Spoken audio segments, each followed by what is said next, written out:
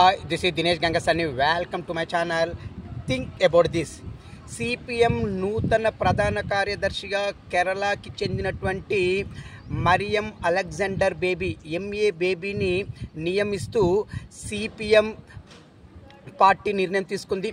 తమిళనాడులోని మదురైలో జరుగుతున్నటువంటి సిపిఎం సమావేశాలలో భాగంగా సిపిఎం ఈ నిర్ణయం తీసుకోవడం జరిగింది. ఏది ఏమైనా ఒక గొప్ప వ్యక్తికి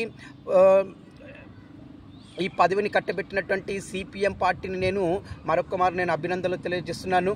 మరి ఎంతో కష్టపడి ఈ ఉన్నతమైనటువంటి పోస్ట్కి ఎన్నికైనటువంటి ఎంఏ బేబీ గారిని నేను నా ఛానల్ త్రూ మరియు నా వ్యక్తిగతంగా నేను శుభాకాంక్షలు తెలియజేస్తున్నాను.